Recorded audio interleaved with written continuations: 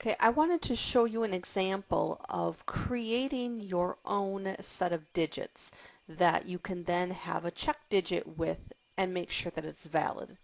So in this example, we are going to create some account numbers, client account numbers. So account numbers for clients, something that you might enter in an invoice. So you could then enter the account number of that particular customer.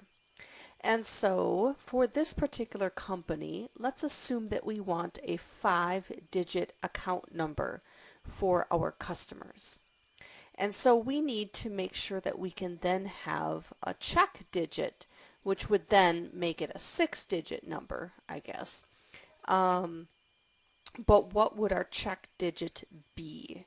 And so then that will create a list of valid customer numbers for our people to use.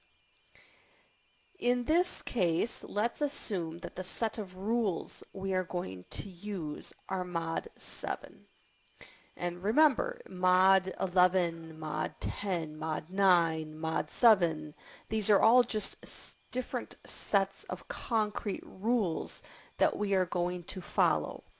And so if you're looking at someone's set of numbers, you don't know if it is valid unless you know the set of rules that they are following.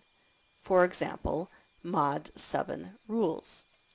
So here we're going to have our entire digit, excluding the check digit, of course, is going to be divided by 7. And then there's going to be a remainder, probably in most cases it's not going to be exactly divisible by 7.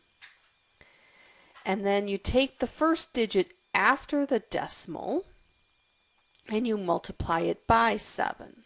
Okay, so these are the set of rules that'll happen here.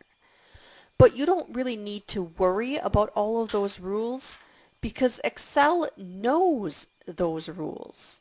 And so if you actually use the formula mod 7, Excel will apply those rules and return back the correct digit so that you don't have to manually do this calculation.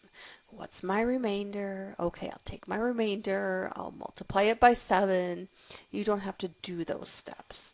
So for example, here is my original 5-digit number in this case. I just picked random 5 digits. Okay. And then I have a formula where I asked Excel, hey, Excel, using mod 7, look at this number and tell me what my check digit would be. And Excel came back and said, well, it's 4. So then I said, okay, we'll combine my original number to my check digit number. Bring those two together into one cell, into one number. And so it did. It took the original 28739 and added the 4 on the back side of it. And so this is my new number for my customer. Now, this took me 2 steps to do it. I could combine those 2 steps in one formula by saying, okay, Excel, you're going to concatenate, put together, both the original number plus the mod 7 of that number.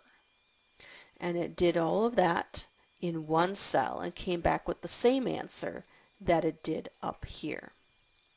So you could do this, you could have a whole list of 100 5-digit numbers, and you could have the new actual account number calculated ahead of time, and every time you had a new client, you would have a list of 100 possible account numbers ready, and you would just pick the next one off the list. So this is a way to create a number of some sort that has a check number incorporated in it.